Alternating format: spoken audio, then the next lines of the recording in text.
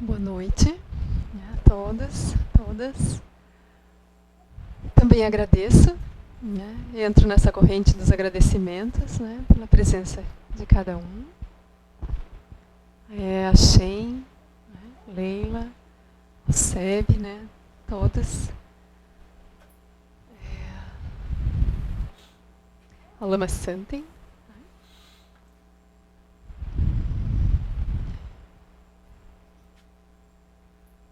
Espero que tenhamos uma boa conversa. Que o nosso tema é sobre motivação, né, no caminho.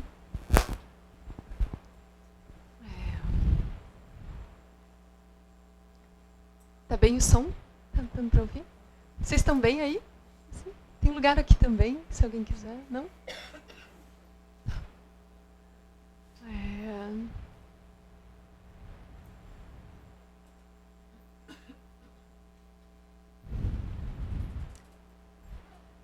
Então, motivação, todos temos, né? Então, isso é interessante.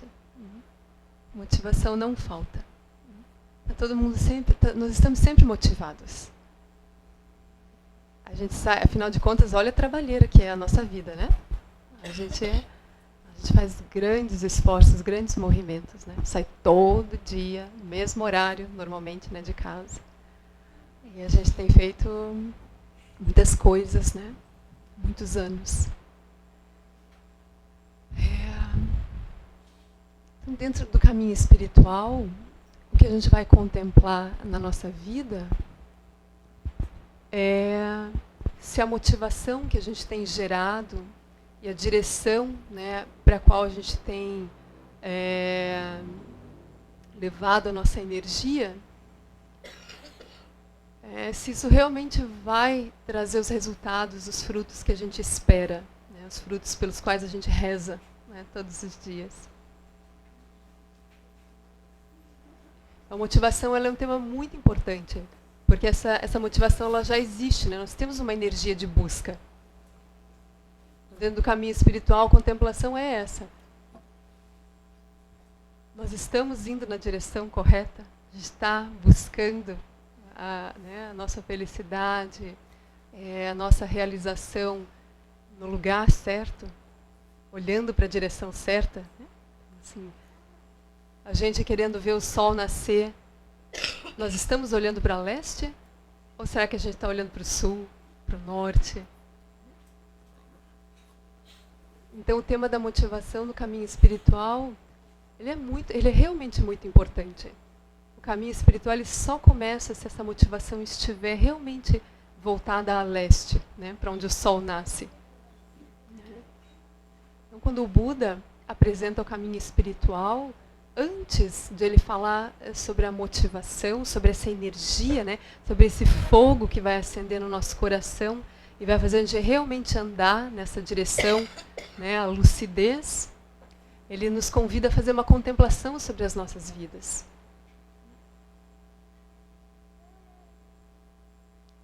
Mas antes mesmo, né, mesmo da gente contemplar a nossa vida, da forma como a gente se sente hoje, né, como seres humanos, com limitações, com bipolaridades, né, as mais variadas, né, assim, os nossos extremos, as nossas frustrações, as nossas alegrias também, né, a gente também colhe alegrias.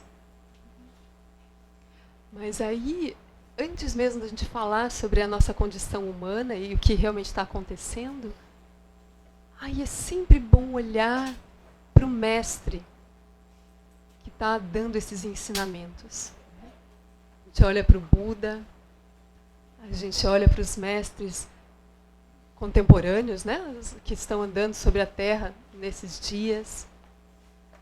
Então é muito bom. Eu lembro do Lama Santen, né, falando que sempre que ele sentava, né, na frente do mestre, do Shagdu Rinpoche, de outros mestres, o que ele queria realmente ver não eram apenas as palavras.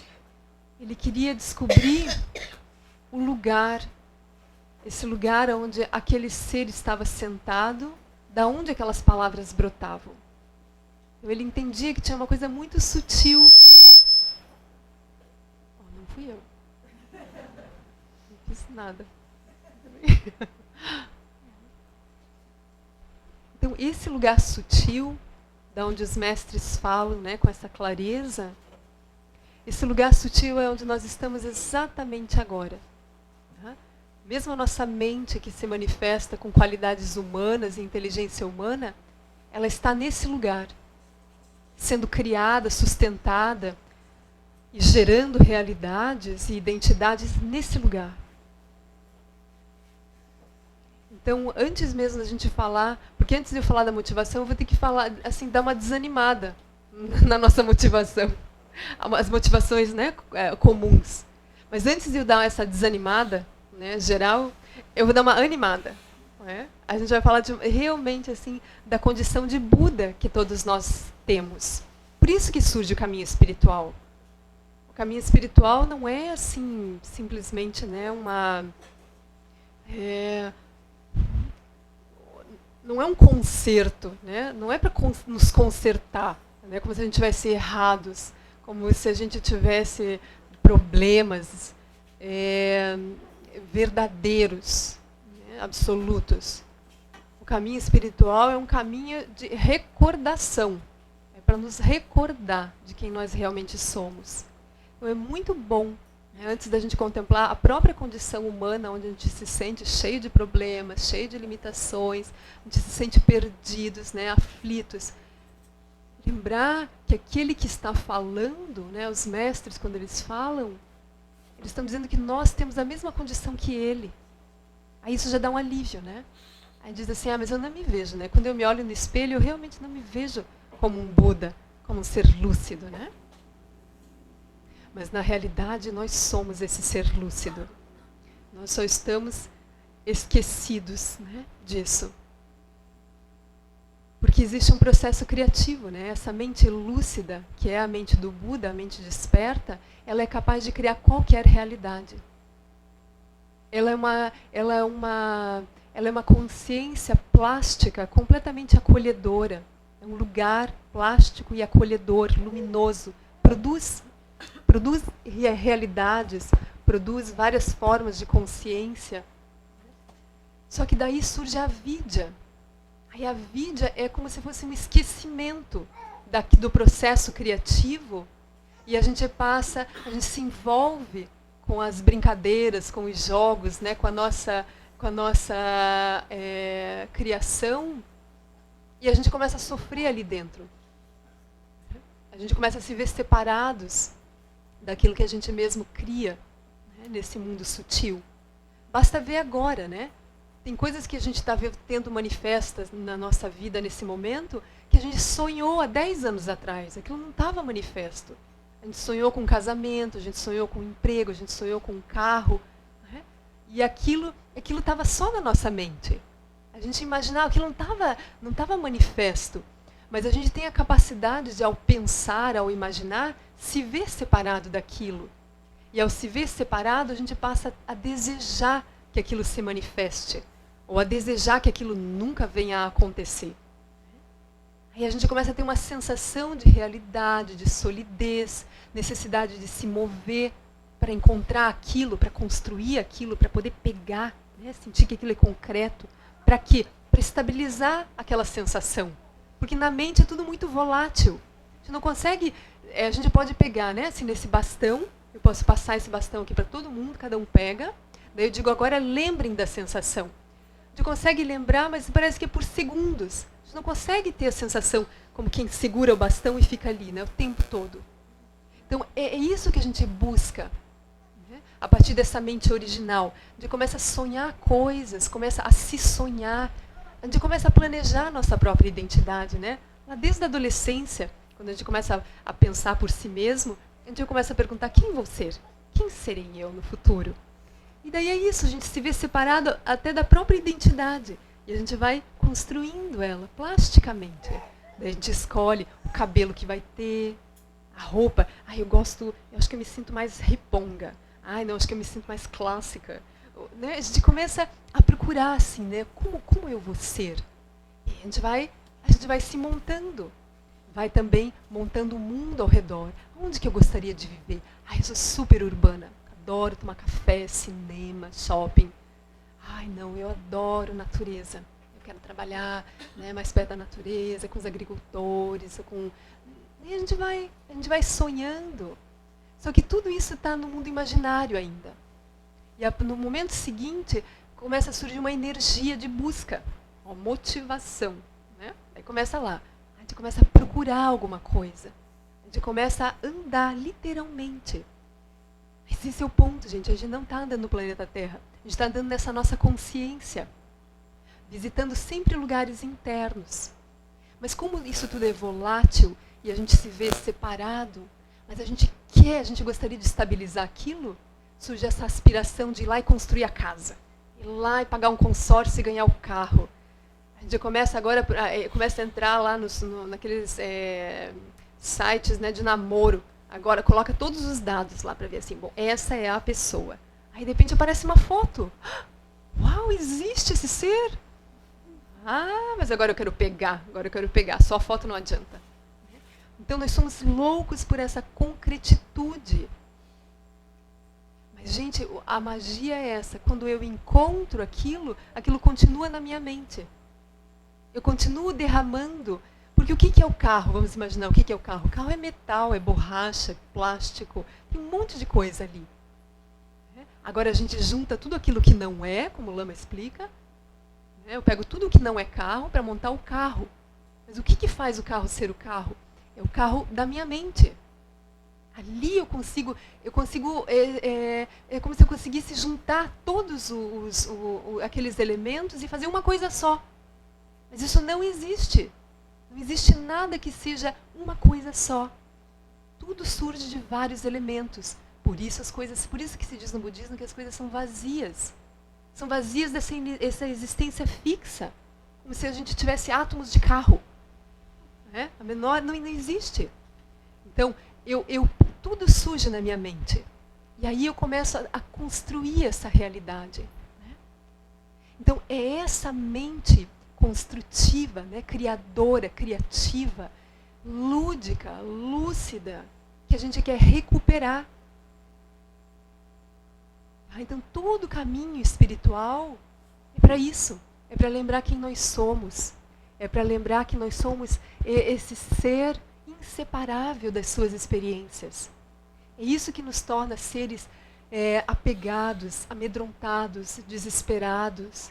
Porque a gente acha que as coisas estão lá fora e a gente não tem poder sobre elas. E esse poder que eu falo não é poder de controle. O ponto não é o controle. O ponto é assim, sem mexer num grão de areia, numa folha, num fio de cabelo da outra pessoa, perceber que internamente eu tenho recursos. Eu posso me conhecer, eu posso conhecer elementos extremamente sutis da minha consciência, da minha energia, para perceber que eu pisco e eu tenho uma outra paisagem na minha frente. Então, isso se chama liberação do sofrimento. Sofrimento é isso, é esse caminhar inglório sobre o planeta.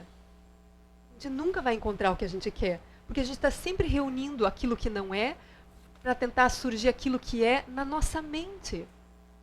Aí eu junto tudo aquilo que não é para fazer o carro. Então eu pego coisas que estão em movimento. Eu pego coisas que estão ali soltas. E quando eu monto aquilo, eu gostaria que aquilo fosse eterno. Eu queria que o carro fosse eterno. Mas ali tem movimento o tempo todo. Está tudo interagindo. Tudo é transitório, impermanente. Aí eu estou ali tentando tornar as coisas eternas, sólidas, para sempre. E nada dura. Daí aquele nosso carro desmontou. Chegou uma hora que não tem mais conserto, não tem mais revisão, não tem mais nada. Porque está tudo planejado também, né? As coisas já são impermanentes. Aí teve alguém que sacou isso e falou, pois vai ser mais impermanente ainda. Vai durar só 1 ano, 3 meses, porque agora nós vamos fazer essa economia funcionar. Tá bom. Obsolescência, né? Tudo é planejado para isso. Mas a vida ela já está planejada para ser obsoleta mesmo. Tudo está girando. Então esse nosso caminhar para tentar estabilizar as nossas construções, isso nunca vai acontecer. Nunca. Mas isso não é uma má notícia. Isso aqui o que está sendo noticiado é assim, a vida é uma brincadeira. A vida é justamente isso, para a gente ir gerando experiências, construindo, a gente pode construir as coisas. Mas sabendo o que é isso, entendendo a realidade, olhando as coisas como elas são. Então quando a gente sofre, não é porque a gente errou, porque a gente não foi controlador o suficiente, porque alguma coisa escapou, porque eu não tenho inteligência. A gente sofre porque a gente não está vendo as coisas como elas são. A gente gera expectativas a partir de um delírio. Nós estamos todos em delírio. Então, Buda, quando ele vai, antes de ele falar assim desse coração em chamas, né, para a gente entrar no caminho espiritual e fazer o trabalho que há para ser feito, ele vai começar a fazer esse tipo de contemplação. Para falar que o movimento que a gente está gerando na nossa vida, com essa falta de visão, essa falta, né, de entender as coisas como elas são, a única coisa que a gente vai colher é sofrimento. Então, por isso, antes do Buda falar sobre motivação, ele apresenta as 4 nobres verdades. Por que elas são nobres? Porque elas realmente estão indicando, elas vão exercer o trabalho de nos despertar. Por isso elas são nobres.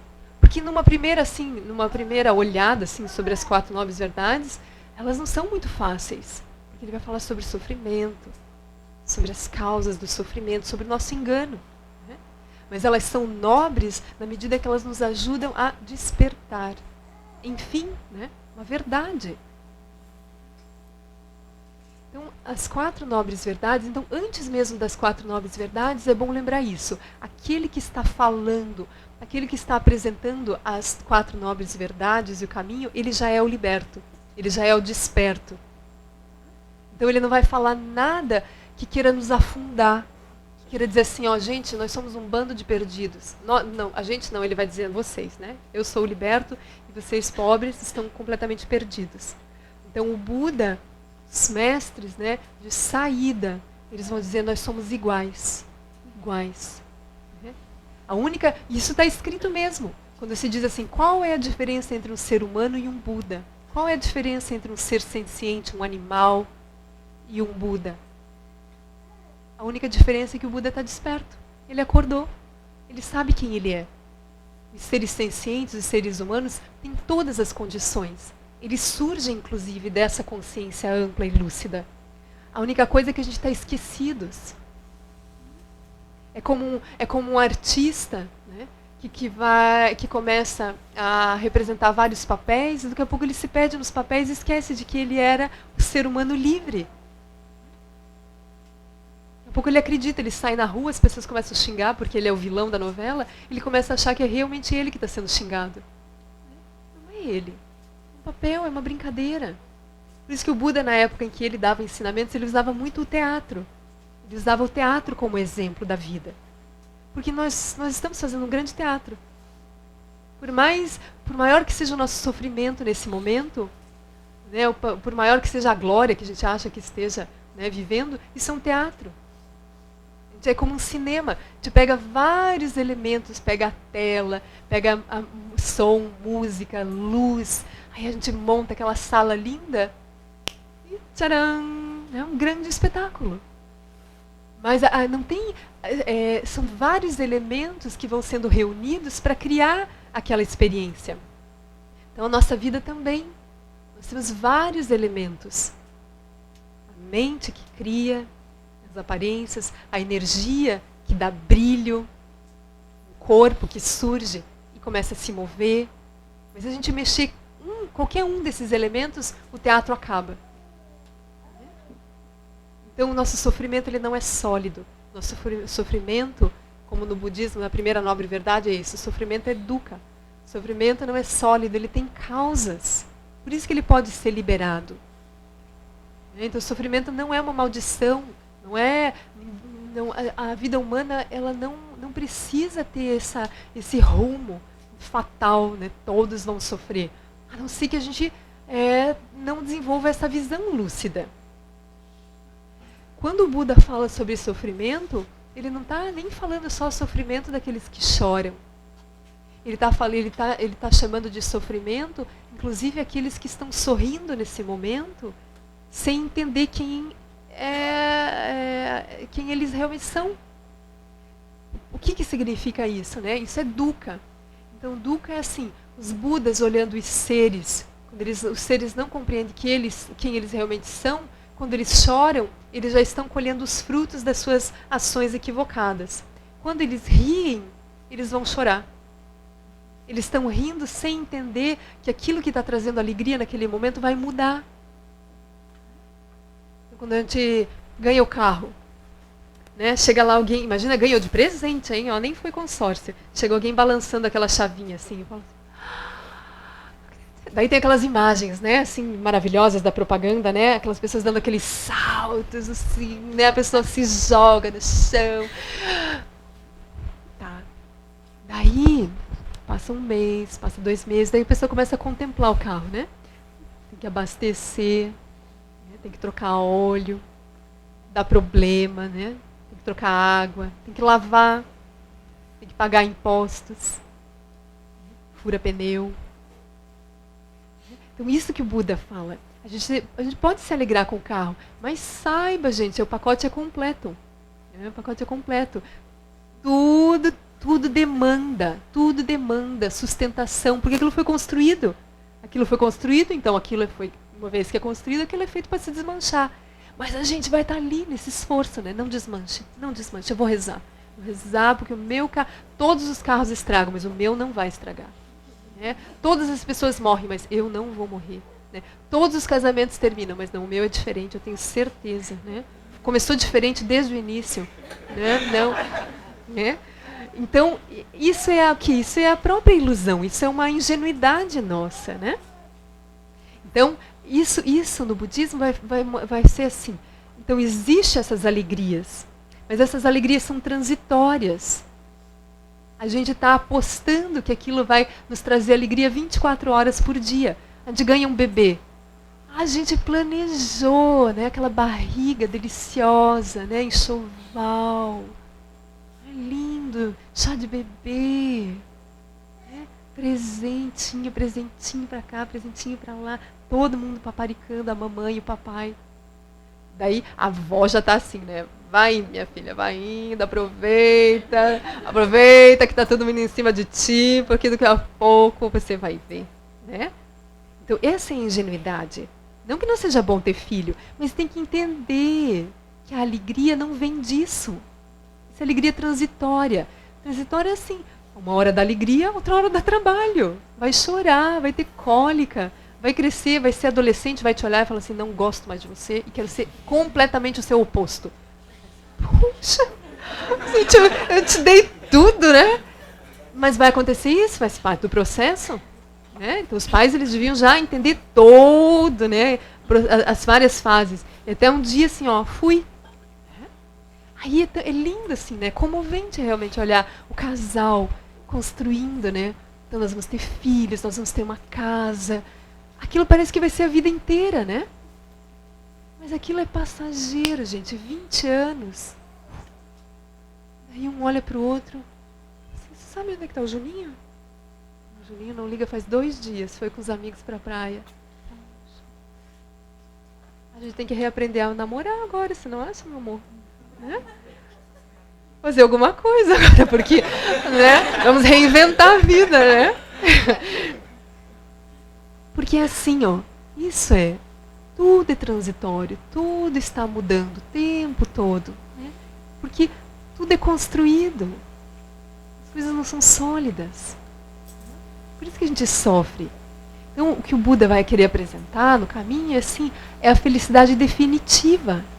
Não se contente mais com as alegrias transitórias, viva elas. Mas você pode estar naturalmente feliz todos os dias. Você não precisa mais contar com o sorriso do outro, com a segurança do teu trabalho. Porque essas coisas foram feitas justamente para se mover, porque tudo é movimento. Então, quando o Buda fala da primeira nobre verdade, quando ele fala sobre o sofrimento, ele vai dizer isso, né? quer nós estejamos sofrendo, ou seja, já colhendo o fruto da nossa ignorância, quer a gente esteja sorrindo sem entender o que é a vida, né? É isso que todos os seres estão colhendo. Mas daí ele fala a segunda nobre verdade. A segunda nobre verdade é o bálsamo. Né? Então ele abre a ferida, mas ele já começa a passar um bálsamo ali. Né? Calma, calma. É o seguinte, o sofrimento ele surge por causas. Então, o sofrimento não está vindo por algo sobrenatural. Ele não vem a partir de alguma coisa sobre a qual você não possa trabalhar. Você tem ferramentas, você não é vítima. Enfim, alguém nos diz que nós não somos vítimas. Não é maravilhoso? Isso é uma luz, gente. É como alguém acendendo uma vela. Porque a gente não entende por que o sofrimento acontece. Os nossos bisavós não falam isso, os nossos avós não falaram isso, nossos pais também estão batendo a cabeça. Ninguém sabe por que o sofrimento acontece. Aí vem um ser lúcido e diz, o sofrimento surge por causas. Nós somos os responsáveis por essas causas. A principal causa do sofrimento é isso que eu estou falando até agora, né? É a falta de visão. É a falta de ver a vida como ela é. É a falta de nós entendermos quem nós realmente somos. Então, quando eu perco a visão de quem eu realmente sou, eu me torno um cego. Essa é a primeira cegueira. Quando eu não percebo que a mente, a nossa verdadeira condição, é de um ser que não tem nome, não tem face, não tem passado, não tem futuro, mas é uma consciência plástica cheia de potencial, que pode inclusive surgir como um ser humano, como nós estamos agora. Tá? Mas isso assim é só uma possibilidade. Tá? Então a gente esquece disso. Daí surge, quando a gente esquece que a consciência pode criar coisas, mas ao criar ela não está separada daquilo que cria. Contemplem isso, vocês mesmos na sua meditação. O quanto você está separado dos seus pensamentos. O que separa a consciência do seu pensamento? Tem alguns milímetros, alguns centímetros, alguns metros? Você consegue aplicar esse tipo, né, de referência na relação entre você e os seus sonhos? Entre você e os seus sentimentos? Se a gente olhar com profundidade, não há 1 milímetro de separação entre nós e aquilo que a gente vive. Mas a vidya é isso, é a ignorância. A vidya, ela é capaz, esse é um processo mágico, nós somos capazes de viver uma sensação de separatividade em relação ao que a gente pensa. Eu começo a pensar, eu começo a ver o pensamento. Mas a consciência que pensa e o próprio pensamento estão no mesmo lugar. São feitos da mesma coisa, da mesma substância. Então, quando surge a separatividade, eu vou me tornando cada vez mais adormecido. Daí surge a separatividade, no momento seguinte surge desejo. Eu começo a desejar aquilo, eu começo a aspirar, a ter um corpo, a ver aquilo na minha frente para eu pegar, para eu cheirar, para eu lamber, para eu morder. Para eu ter uma experiência mais estável. Que eu possa continuar, que eu possa pegar aquilo 1 dia, 2 dias, 3 dias. Quando as coisas estão ainda na mente, é difícil estabilizar um pensamento, né? A gente tem que ficar construindo aquilo, momento a momento. Então, quando eu tenho um objeto, parece que aquilo estabiliza a própria experiência da mente. Então, aí, com essa experiência de separatividade, eu começo a me construir como alguém, eu começo a construir os objetos à minha volta. E aí eu começo a andar, começa a surgir esse movimento. Querem vir, gente, vir pra cá?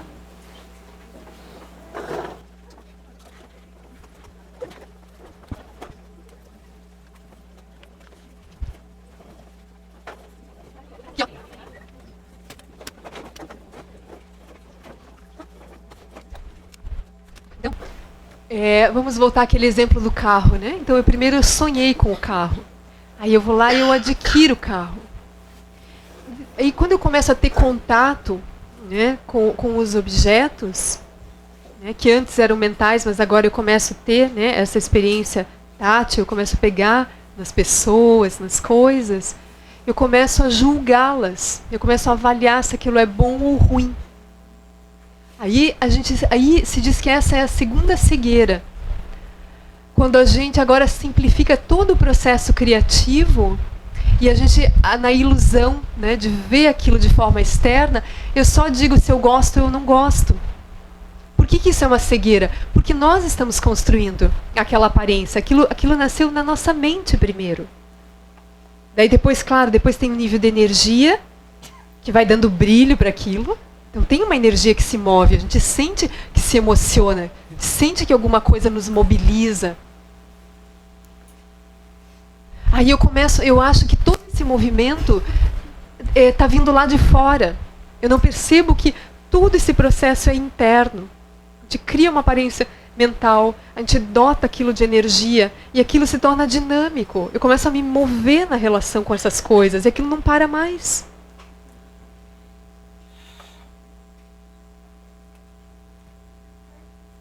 Então isso são as causas do sofrimento. Então a gente começa agora a perseguir as coisas através de desejo, através de apego.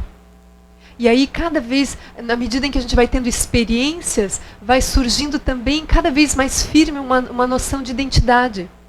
A gente começa a se descrever a partir das coisas que a gente gosta e das coisas que a gente não gosta. A identidade é basicamente isso, gente. Olha que tristeza. E a gente se acha, né? A única coisa que a gente tem para dizer uns para os outros é assim: eu gosto de quindim, e você gosta do quê? Chocolate, ótimo. Eu também gosto, sabia? Assim começa uma conversa, né? Todos os níveis. A gente vai falar de filosofia, vai falar de música, vai falar de ciência. Ah, também não, mas eu gosto mais daquele autor. Né? Mesmo que a gente não use a palavra goste ou não goste, a gente está sempre tratando de um nível assim de satisfação.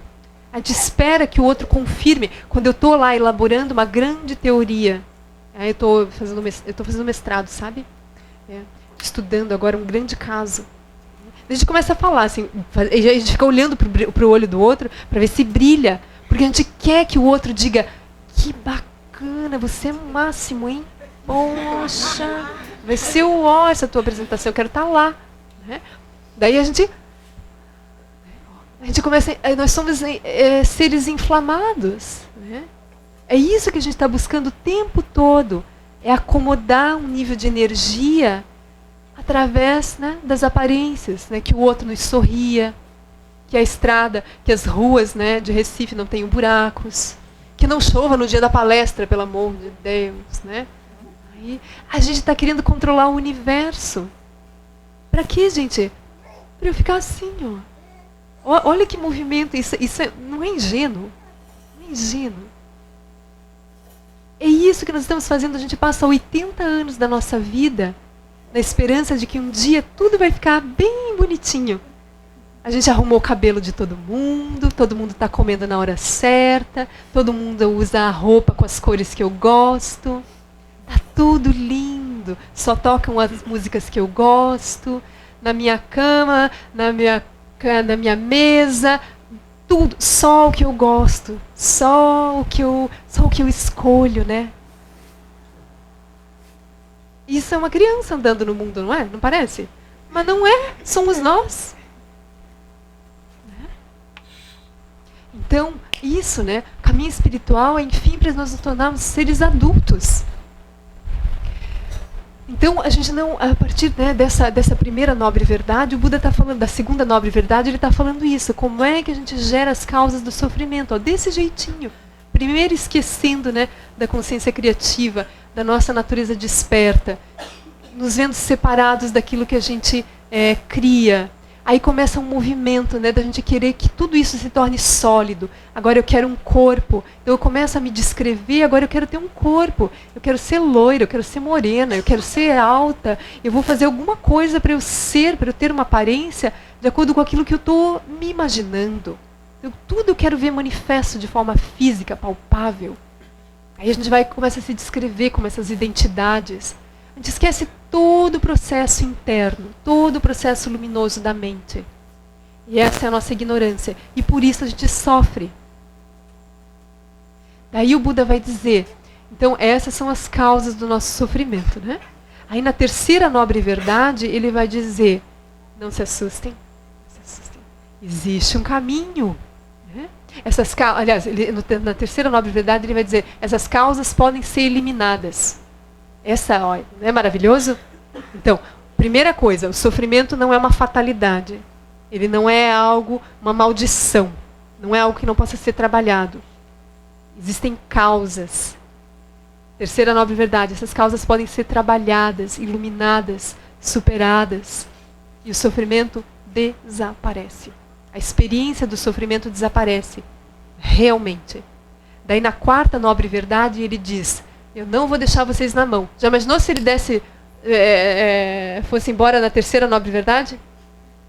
Fala assim, e aí, como é que elimina as causas? Daí ele fica e dá a quarta. Ele diz assim, a quarta nobre verdade, ele anuncia o caminho. Ele diz, há um caminho. Não se preocupem. Né? Então, para eliminar essas causas, agora a gente tem um trabalho para fazer. Tem lição de casa. Mas daí ele diz uma coisa bem importante. Eu vou apresentar o caminho para vocês. Mas eu não posso trilhar o caminho por vocês. Então, tem uma responsabilidade. Então, ao apresentar o caminho, tem algo que só nós vamos fazer. Então, isso é outra coisa. Esse é um caminho de solitude. A gente faz em sanga, né? Isso é maravilhoso. Mas o caminho é de cada um. Porque na nossa vida, o tempo todo, a gente está esperando que alguém faça também por nós. Né? Que a mãe faça por nós, que o pai faça por nós, que as pessoas resolvam. Porque a gente começa a arrumar culpado, né, para o nosso sofrimento. Não, foi fulano que não olhou para mim. Foi ciclano que simplesmente me abandonou no altar. Festa, tudo pronto, que vergonha. Né? Nunca mais me recuperei. Aí, gente, tem isso. Tem pessoas que passam a vida, né, dentro de um rancor, culpando alguém, culpando alguma coisa. Então, no caminho, esse caminho, enfim, é esse caminho de maturidade. Agora, a gente não vai mais culpar ninguém. Nós vamos ser apresentados ao mundo interno, da onde realmente as coisas estão brotando. E como eu falei lá no início da palestra, né, a gente não está andando no planeta Terra, a gente está andando no espaço da nossa consciência. Isso está completamente posto e aberto aos nossos olhos. A gente só não está fazendo treinamento para poder ver isso de forma direta. O caminho é para isso. É para nós, e agora, reconhecermos esse mundo interno e todo o trabalho vai se dar lá. Tá? Então, não vai mais ter culpado, a gente não vai mais... Isso é maravilhoso, gente. Pode parecer assim no início tem um orgulho que não deixa a gente liberar os outros da culpa. Porque a gente está tão fixado à própria negatividade que a gente vai dizer assim, não, imagina, claro que foi ela que fez isso. Claro que foi ela que me roubou aquela promoção. Daí vem o Buda e diz, não, você construiu. Daí a pessoa até começa a acompanhar. Mas de repente vem um nível de fixação naquela emoção e diz, não, isso aqui eu não vou liberar. Eu vou levar isso para o caixão. Uhum. A culpa é dela. Então, nesse caminho, desaparecem os culpados, enfim. Porque enquanto tiver culpado, o nosso sofrimento não tem solução. Porque o outro não vai mudar. Se ele não quiser, ele não vai mudar. E mesmo que ele decida mudar, ele não vai mudar para a forma como a gente aspira. Então, não procurar mais culpados, gente, isso é a nossa liberação. A gente não precisa... Imagine o que é isso, não precisar mais discutir relação. Não precisar mais bater na porta do outro para cobrar coisas. Que desgaste. Sofrimento para nós, sofrimento para os outros. É horrível ser cobrado. Né? Às vezes, a gente mesmo já fez muita besteira. Mas imagina quando o outro não nos perdoa. Né? A gente já não é mais aquele que fez, já pediu perdão 1000 vezes. E o outro diz, você é o culpado, eu estou tomando remédio por tua causa. Daí a outra pessoa começa a tomar remédio também, né? É isso que a gente faz, né? Então, gente, quando a gente libera, quando a gente encontra esse caminho da liberação, nós começamos a liberar os outros do peso da nossa identidade, dos nossos julgamentos. A gente não vai mais querer controlar as pessoas. Que delícia, que delícia. Que delícia deixar as pessoas serem o que elas quiserem ser. É tudo que a gente mesmo quer. Se sentir à vontade. Então, esse caminho de autoconhecimento vai nos liberar disso tudo, gente. Dessas amarras todas, com objetos, com lugares, com circunstâncias, com pessoas. Por que a gente vai se liberar das coisas? Porque as coisas são internas. Eu não preciso mandar também, sumam todos, porque agora eu vou trilhar o caminho da liberação, eu preciso estar só. Né? Isso não é a liberação, né? A gente vai se liberar na presença das pessoas. A gente vai acabar com esses laços de ignorância. A gente vai estar com as pessoas mais livres. A gente não vai mais construir relação. Não tem relações para serem construídas. Histórias. As relações são histórias. Eu começo a contar história. Nós nos encontramos no dia 17 de agosto, numa praia linda no Nordeste. Tomávamos água de coco e olhávamos as gaivotas voarem ao céu. Nuvens brancas, um arco-íris de repente. Né? A gente conta. E a gente começa a viver essa historinha, gente. A gente vai virando um pacote.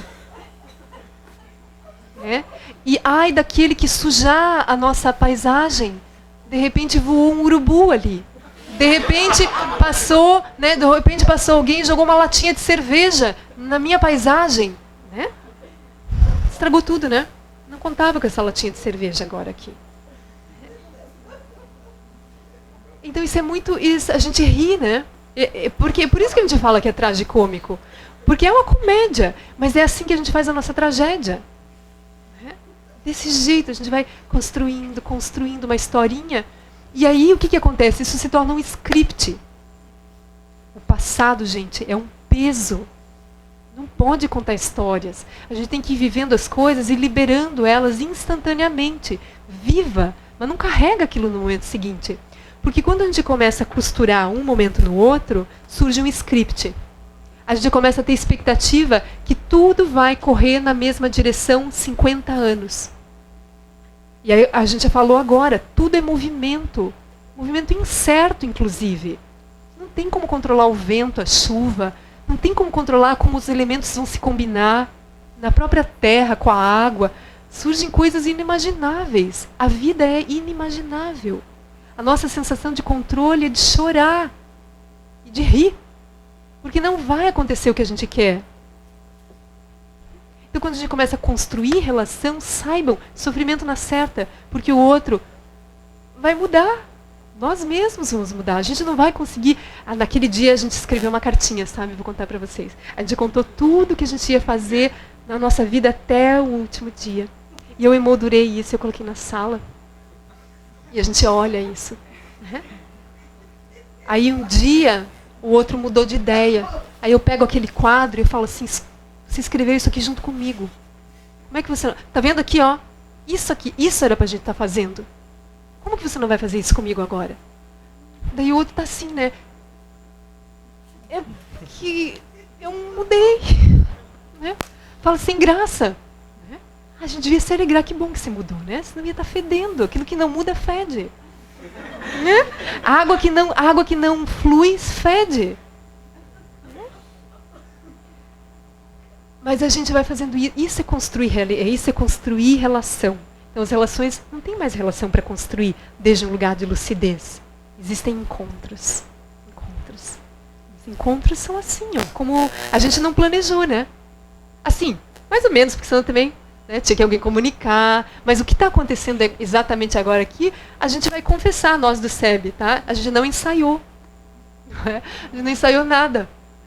Porque encontro é encontro, não sei o que vai acontecer. A gente tem um título. Mas é o encontro que vai dizer como vai ser a conversa. Pensa em uma coisa, gente. Veja que lindo assim, se a gente contemplasse relações, né? De forma geral, a gente nunca planejou o primeiro encontro, não foi? E por isso ele foi muito bom, não foi? Por que o segundo já não é muito bom? O terceiro, o quarto. Por que o primeiro é tão bom? Justo porque eu não pensei nada sobre ele. Eu não tinha nem ideia.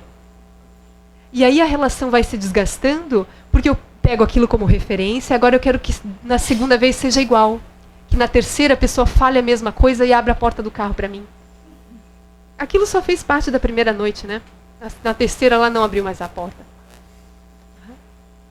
Aí, quando eu começo a carregar as memórias, eu mato a relação. Eu mato a pessoa. Eu tiro a liberdade da pessoa. Então, se eu não planejei o primeiro encontro, eu não precisaria planejar o segundo, o terceiro, o quarto e o quinto. Eu poderia, desde esse lugar, né, onde eu já estou, pelo caminho espiritual, a gente vai conseguir equilibrar a nossa energia. A gente não vai depender do segundo, do terceiro, do quarto, do quinto encontro para que a nossa energia fique bem. Se o encontro acontecer de novo, ótimo, desfruta. Mas do frescor daquele encontro. Amigos igual, família igual, filhos igual. Mas como a gente não entende, né, que nós podemos organizar a nossa energia de forma autônoma e encontrar essa felicidade que não é transitória, eu fico agarrada às experiências querendo energia. Isso é a nossa vida de miseráveis, né? Agora eu quero isso das pessoas, eu quero que aquilo se repita porque foi bom demais. Mas eu não me vi como construtor daquela experiência. Eu não percebi que o outro só foi um espelho daquilo que eu já tenho dentro. Aí eu libero as pessoas. Aí, gente, os encontros são assim. Enquanto as energias, né, quiserem se encontrar, enquanto aquilo for bom, útil, a gente vai se encontrar. Quando aquilo não for mais o caso, não tem reza, gente. Não tem reza que segure duas pessoas juntas. Não tem promessa. Não adianta fazer chá de nada. Né? Não adianta amarrar nada. Não façam nada. Porque as relações são assim. Oi? Ah, é fluidez, gente. É fluidez. Não planeja, não controla. Essa é a leveza da vida. É a leveza.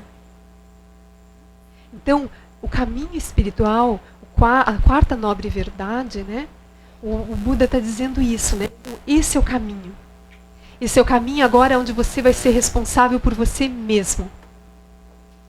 Esse é um caminho que você vai trilhar sozinho, para se conhecer e entender como que toda essa confusão começou, como que ela pode ser liberada e como que você pode voltar para o mundo e viver tudo o que você estava vivendo, mas como um adorno para aquilo que você já tem. Você não vai mais agora andar no mundo como um ser miserável, que não tem recursos, que não tem alegria, que se não tiver coisa se sente pobre. Isso é muito triste, né? Por isso que se diz que os Budas, quando andam e nos veem, né, eles veem a nossa verdadeira condição e nos veem caminhando como miseráveis, eles não se conformam. Por isso surgem os mestres. É da inconformidade dos Budas. Então todo o caminho espiritual vai ser para esse despertar. Mas qual é o primeiro passo do nobre caminho?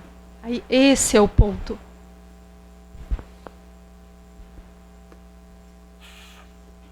Motivação. Você precisa querer. Então, tem vários ensinamentos antes da motivação que eles vêm justo para tirar o brilho, remover as nossas esperanças de continuar procurando a felicidade onde ela não está. Por isso que daí os mestres vão falar de impermanência. Observem se aquilo que você tanto quer vai permanecer por 3 anos, 10 anos. Olhe para você mesmo. Olhe para a sua saúde, para o seu corpo. Olhe para os antepassados. Quantos estão aqui? Né? Quantos de nós daqui a 100 anos vamos estar aqui? Olhe para as árvores. Olhe para as estações. Olhe para o céu. O que há na nossa frente que a gente possa apontar e dizer isso não muda, isso não morre. Aí vai ter ensinamentos que dizem assim, olhe, você nesse momento tem as condições perfeitas para reconhecer a sua natureza desperta. Não desperdice isso. Um animal, dentro do budismo, existe esse reconhecimento que os próprios animais têm a natureza de Buda, mas eles não têm hoje um corpo, devido às ações, devido à própria mente que vai se posicionando, né, de uma certa maneira, né, de acordo com as suas experiências, vai gerando um corpo tal que a prática da lucidez vai se tornando cada vez mais difícil. Para um ser humano, nós temos um corpo, uma inteligência, que é um instrumento perfeito para a gente fazer as práticas espirituais e descobrir quem nós somos. Perfeito. Então é um desperdício a gente estar usando o nosso corpo, a nossa energia, a nossa inteligência para fazer o que a gente está fazendo no planeta. É de chorar. Isso é de chorar, realmente. Difícil dar risada disso. Porque a gente só vai, a única coisa que está acontecendo é que nós estamos envelhecendo. Nós estamos nos desgastando inutilmente. Não que não seja justa a nossa busca pela felicidade. Só não é justo a gente seguir ignorantes. A gente não pode mais permitir isso, nós uns com os outros. Porque, gente, são séculos de história da humanidade. Como é que a gente não para contemplar? O que os nossos antepassados conseguiram? Quem ficou para contar a história da sua grande glória? Não é esquisito que a gente não contemple isso? A maioria, existem os seres contemplativos, mas a grande maioria não olha. É incrível isso. Incrível, a gente anda como boiada, aceitando uma direção sem nenhum questionamento, vendo as coisas na nossa frente, as pessoas tropeçando, se machucando, morrendo, as tragédias acontecendo, as crises de tempo em tempo aparecendo, tudo se desmanchando embaixo dos nossos pés. E a gente está lá. Um trem, né? Não para. Nós somos só o próximo da fila. Só isso. Aí, se a gente olhar o nosso comportamento, os Budas vão dizer: você acha, né, que é um ser livre? Você acha que tem bons olhos? Você acha que você está fazendo escolhas a cada momento? Você não está escolhendo nada. Você está simplesmente seguindo o impulso dos antepassados. Você está fazendo a mesma coisa que os teus avós, bisavós, tataravós. Você recebeu na mamadeira, querido, a ancestralidade. Está ali, ó, mamãe e papai. Estão mostrando exatamente, estão passando um mapa daquilo que todo mundo fez lá para trás. Então nós não estamos escolhendo nada. Nós estamos apenas embarcando-se numa grande esteira, onde todos estão indo a lugar nenhum. Então a gente não escolhe o que pensa. Vocês escolhem o que vocês pensam. Sejamos sinceros entre nós. Raramente, né? Raramente. E mesmo quando a gente escolhe, a gente às vezes não consegue sustentar aquilo, né? A gente também não escolhe o que sente. Na hora que tinha que sentir, não sente. Na hora que não tinha que sentir, sente. É uma confusão, né? Na hora que era para ficar brava, não fica. Na hora que não era para ficar, fica. Né?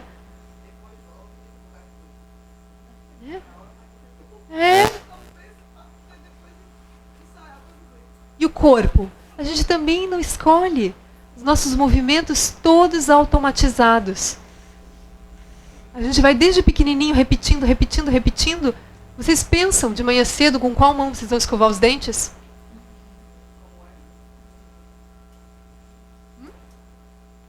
Vocês escolhem realmente cada dia o caminho que vocês vão chegar no trabalho de vocês?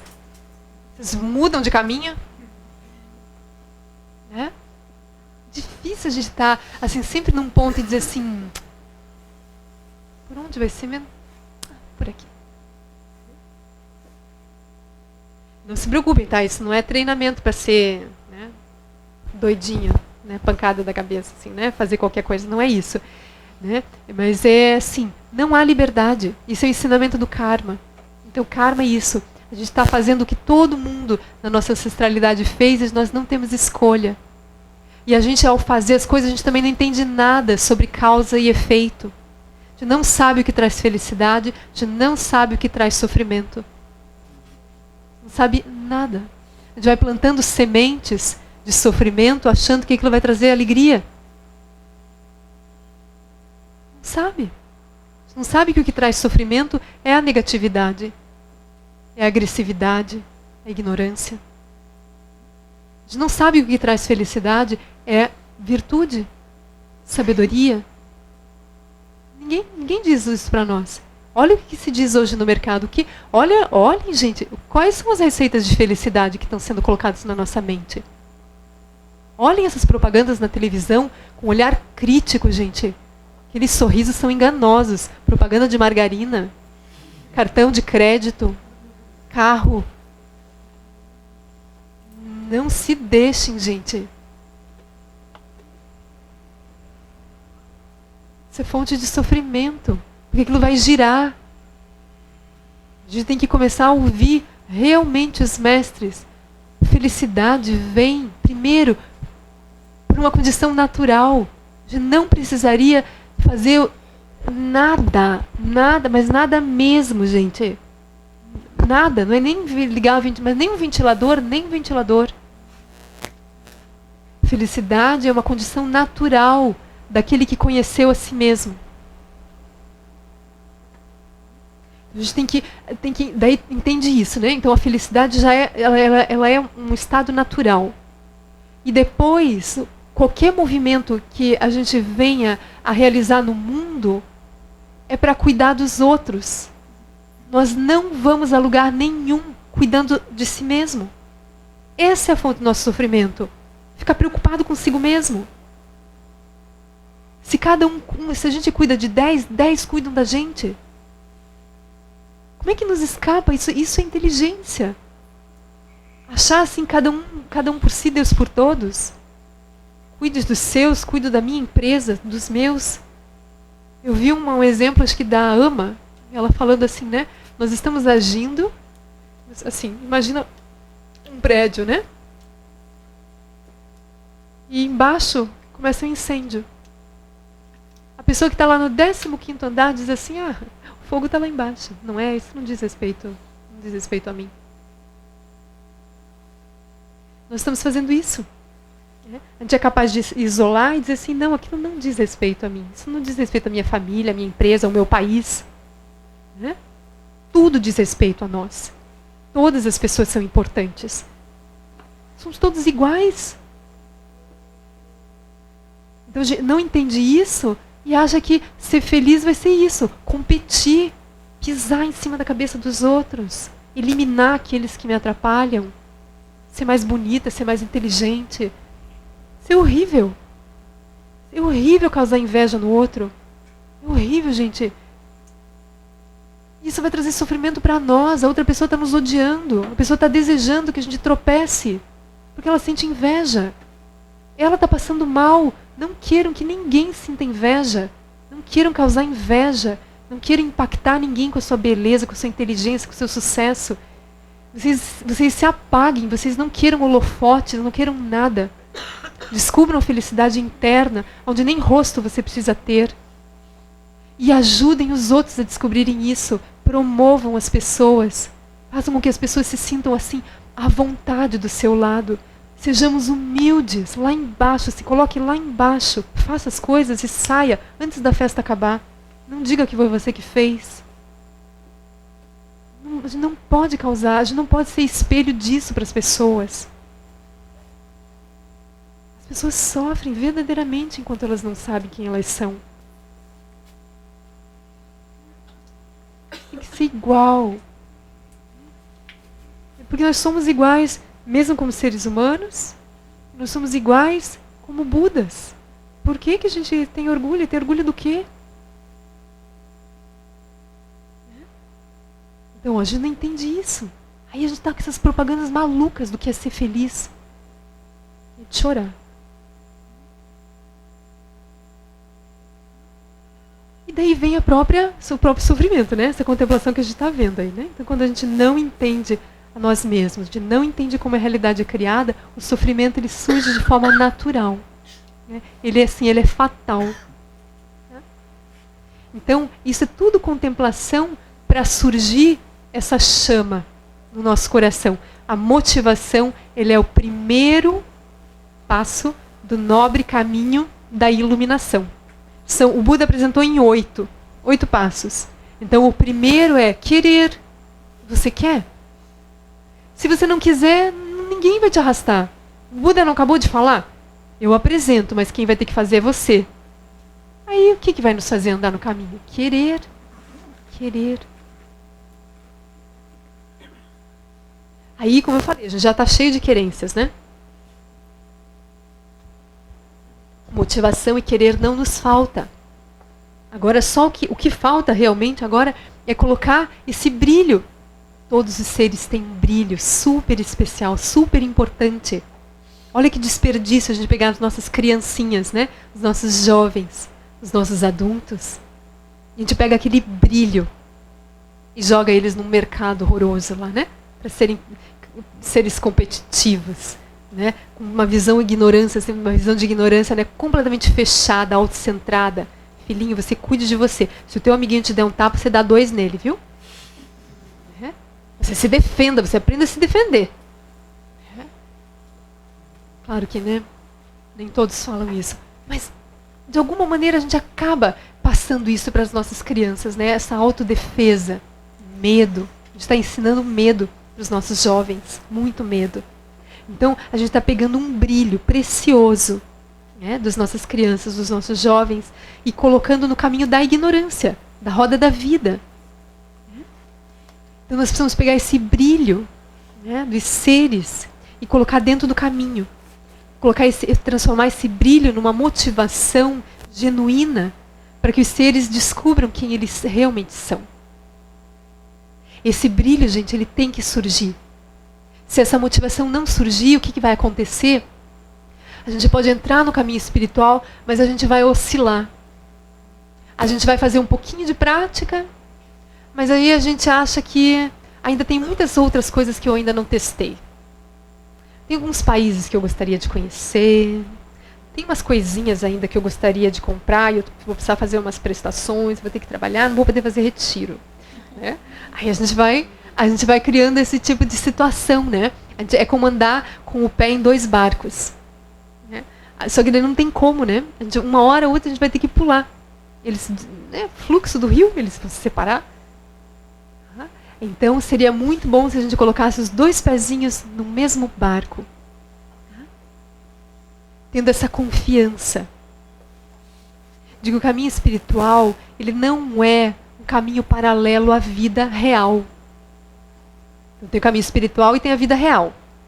Eu vou abrir agora essa pastinha aqui e vou estudar um pouco a espiritualidade, né? Daí eu vou temperar um pouquinho a minha vida com os ensinamentos para ver se ela melhora. Não é. O caminho é a vida. Tá? É a vida. Tá? Não tem assim a vida real e o caminho espiritual. Agora eu pratico, agora eu vou pôr a minha roupinha séria quando eu abrir a porta da minha casa. Agora chega de brincadeira, né? Meditar, muito bom, mas agora tudo no seu lugar. Não é isso, gente, acreditem. O caminho é a vida. Tudo vai se tornar caminho. E depois todo o caminho vai ser simplesmente a vida. Daí acaba. Tem uma hora que acaba a sensação de caminho. Aí a gente simplesmente vai encontrar uma sensação de lucidez natural, espontânea, aonde a gente está vivendo a vida como ela era antes, na sua aparência. Mas internamente tem outra coisa acontecendo. Mas a gente está andando nos mesmos lugares, vestindo roupa, comendo chocolate quindim aqui com a minha amiga, né? Tá tudo bem. Né? Mas mudou. Mas internamente a mente acordou. Então agora a gente sabe o lugar das coisas, a gente não se engana. Tá?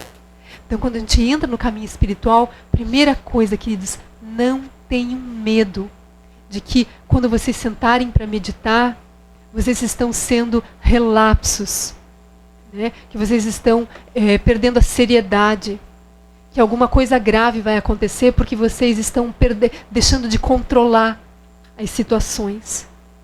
Vocês acreditem do fundo do coração que cada prática de meditação está tornando vocês cada vez mais vivos e despertos.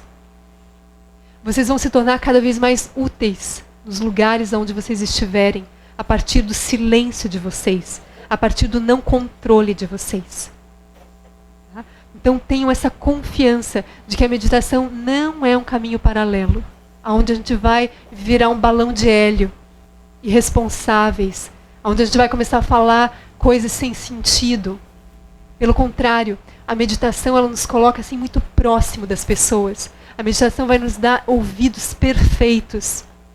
Nós vamos nos colocar realmente inteiros na frente da pessoa. A gente vai estar inteiros dentro das situações. A gente vai realmente ver o que está acontecendo. Nós, com essa mente maluquinha, quando a gente está ali num departamento, num lugar super sério, nós somos seres perigosíssimos. Nós somos perigosíssimos no trânsito já. Porque nós somos seres distraídos. Um pouco a gente vê o que tem que fazer e um monte a gente se dispersa. Então, enquanto a gente está resolvendo as coisas do trabalho, um pouco a gente está ali concentrados. Mas daqui a pouco a gente para. Ai, amanhã é sexta-feira. Vou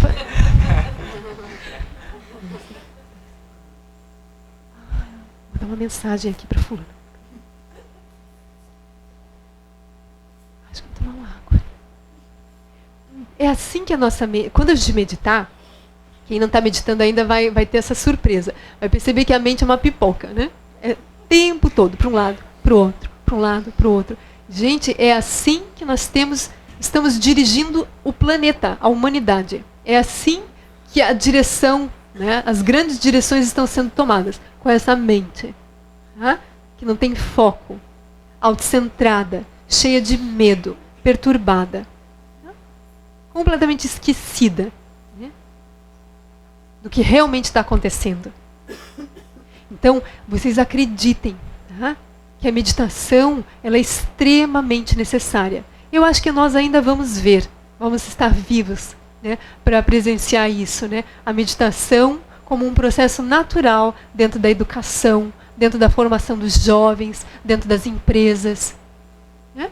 Assim como hoje, dentro de uma empresa, ninguém é louco. Quer dizer, mais ou menos, eu acho já. Eu ia dar um exemplo, mas talvez já não caiba. Eu ia dizer que ninguém é louco de não deixar os funcionários almoçarem, né? Mas já tem lugares que você almoça com vergonha, né? Assim, eu acho que eu devia estar lá trabalhando. Mas, assim como comer, tomar banho, ir para a escola, se vestir, meditar, ainda vai ter essa mesma importância, como já deveria ter. Né? Isso faz parte, né, da nossa higiene, né, sutil. A gente poder limpar a mente, né, dos resíduos, daquilo que não ficou bem claro, de pensamentos. Uma higiene, né, a limpeza do nosso coração, emoções que a gente não entende como funciona, a gente fica carregando aquilo. Então eu estou falando isso para incendiar o coração de vocês. Eu realmente gostaria assim, que incendiasse e que vocês não tivessem dúvida de que a meditação, né, de que esse caminho espiritual, né, ele é o que a gente tem de mais precioso e sério para fazer nessa vida. Tudo mais é secundário. Tudo mais é secundário. A nossa cultura não favorece isso, né? No tempo do Buda, os reis, os grandes comerciantes, eles patrocinavam os praticantes. Imaginou? A gente poder chegar num tempo que a gente é patrocinado para sentar em meditação? Os reis, eles pediam, eles ofereciam os jardins para o Buda. Pode trazer seu séquito, né?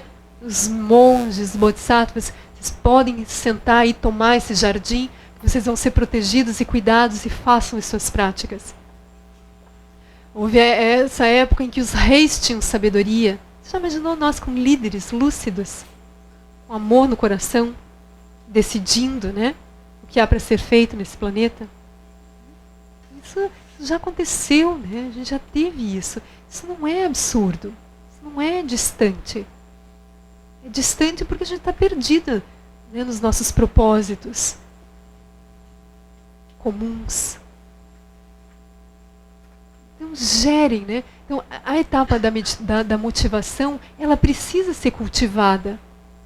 Porque é nela que a gente vai falhar quando a gente tem preguiça de meditar, quando a gente deixa de ir num retiro do lama, Ó, não é cobrança, tá? Brincadeirinha, não olhei para ninguém. Né? Mas é na motivação que a gente falha. Porque ali não está claro. Gente, quando a motivação estiver clara, a motivação se transforma em iluminação. A motivação se transforma na morte da identidade. A motivação, quando a gente vai nutrindo, não que a gente vai ficar o tempo todo só na motivação. A gente vai fazendo todas as etapas do caminho. Mas o caminho ele é cíclico, circular. Então a nossa motivação, junto das outras etapas que vêm, ela vai sendo nutrida, inflamada, iluminada. Ela vai amadurecendo. Então todas as outras etapas vão fazer que a motivação ela amadureça. E chega uma hora que, por essa motivação, aquilo se torna tão ardente que a gente diz, não há mais nada para ser feito. Isso é a minha vida. Eu daria a minha vida nesse momento para atingir a realização. Porque é só isso que importa. Por isso que realmente a motivação é esse fogo. É ali que a gente vai fazendo as escolhas no nosso caminho. Agora eu vou me dedicar mais. Agora eu quero fazer um retiro. Agora eu quero ficar mais perto do mestre. Agora eu vou mudar minha rotina. Agora eu vou mudar os meus hábitos. É porque a motivação vai ficando assim, incandescente. Até que uma hora a gente faz uma escolha derradeira. Isso é a minha vida. Eu não tenho o trabalho e o caminho espiritual. Não. E não tem mais nem caminho espiritual. Isso é a vida. Isso é a vida. A gente vai chamar de caminho espiritual porque a gente fala de vários caminhos, né, para as pessoas. As pessoas estão caminhando e a gente vai falar de um caminho agora. Mas a vida já é isso. A gente só não está vendo. Então o caminho é só para a gente reconhecer a vida como ela é. Depois que a gente reconhecer, acabou o caminho. Acabou a escola. Está aqui, ó, você está graduada, iluminada. Vá. Pode ir embora. Vai embora. Não fica aqui mais, não precisa ficar me escutando. Isso que os mestres vão dizer. Não fica aqui mais agora. Sai, pelo amor de Deus, vai caminhar, vai encontrar as pessoas. Porque aí a gente encontrou isso. Agora nós somos capazes. Lembra que eu falei lá no início, quando o Lama senta na frente dos mestres, o que ele mais quer? É descobrir o lugar de onde aquelas palavras estão brotando. Então, a realização do caminho espiritual é nós encontrarmos esse lugar. Então, daí os ensinamentos e o Dharma começam a brotar do nosso coração. Então, a motivação, quanto mais a gente contemplar esses ensinamentos que eu comentei agora no início, né? As 4 nobres verdades, esses 4 pensamentos, né? Da impermanência, vida humana preciosa, karma, sofrimento, isso tudo está organizado no SEB, tá? Quem está chegando pela primeira vez e tiver interesse nisso, tá tudo organizadinho, vocês podem estudar. Então, contemplar a vida até surgir uma desesperança. Uma época o Lama dizia assim, para a gente alimentar bem essa desesperança, mas não é para se deprimir, tá, gente? Mas é assim, se a gente quiser alimentar essa desesperança, a gente deveria visitar cemitérios, velórios, aquela entrada do pronto-socorro, sabe? A entrada mesmo, onde você vê ali a coisa acontecendo. Né? Então, lugares onde a impermanência está assim, escancarada, né? Mas não é para se deprimir. Tá? Quem está meio deprimido, deixa essa etapa para depois. Tá? Mas isso é muito interessante. Ou assim, não percam, se tiver um velório de alguém conhecido, não percam. Tá? Aquilo é prática. Né? Agora vai lá e olha para aquele cadáver. Gente, aquele cadáver está falando com você. É verdade. Gente, aquele é o maior ensinamento que aquela pessoa está nos dando. Talvez foi o único ensinamento que a pessoa tenha dado na vida dela. Se nós estivermos ali com aquele olho. Aí a pessoa ganha aquele mérito na hora da morte. Né? A gente contemplou. Qual é a diferença entre nós duas? Nós dois? Porque é uma coisa fantástica. Termina o velório, nem termina o velório.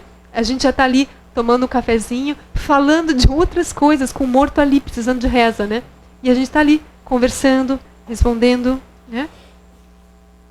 Daí acabou o velório, enterraram, e a gente vai para o shopping, fazer as compras, volta à vida normal. Como que não contempla a vida?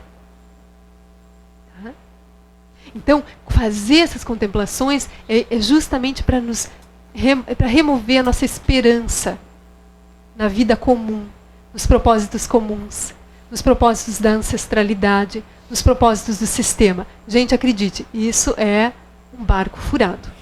Se vocês quiserem testar por mais um tempinho, testem. Mas vamos marcar o encontro daqui a 3 anos aqui, tá? Eu acho que podia marcar antes, mas vamos garantir, né? Então, entender isso é a primeira etapa da motivação. É a primeira. Porque tem uma segunda etapa importante.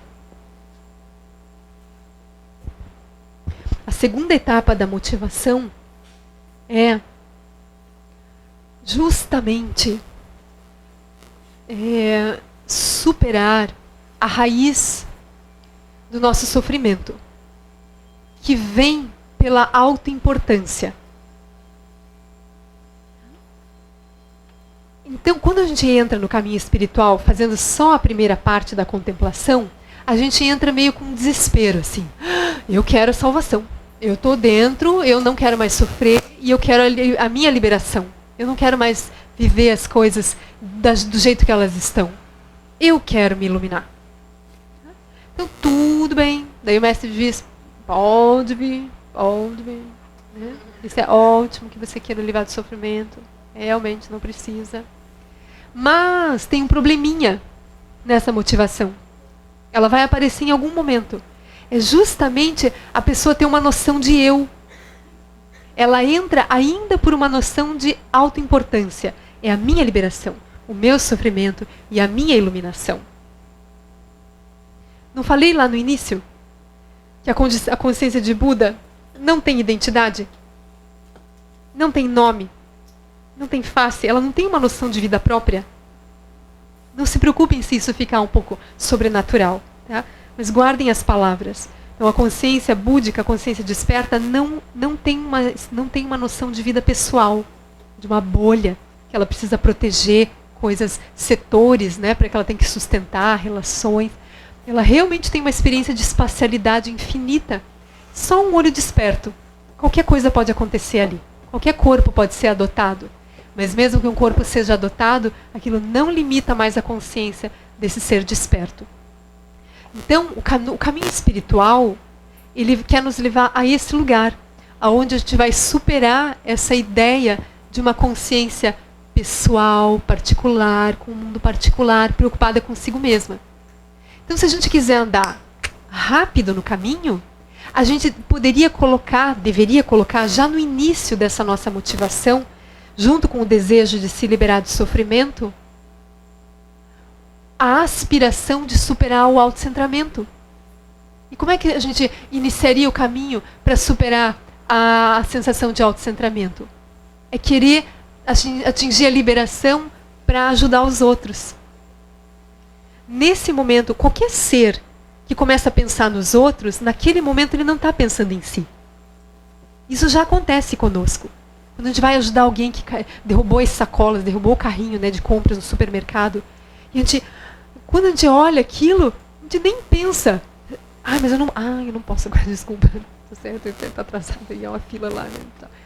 Né? Quando a gente tem um bom coração, né, às vezes a gente até faz isso, né? Daí ali a gente vai fazendo um trabalhinho para aquilo amolecer, né? Mas se a gente já tem um coração um pouquinho mais mole, você nem pensa se a fila estava grande, se você vai perder a fila, se você vai perder a hora. Você simplesmente vai lá e começa a ajudar a pessoa a juntar as sacolas, olha para a pessoa e fala assim, não foi nada, né? Ninguém está olhando, eu também não estou. Né? E aí, naquele momento, você não está pensando em você. Naquele momento, você se viu livre de todo o peso do teu atraso, das tuas metas, da tua compra, e você expandiu o seu coração.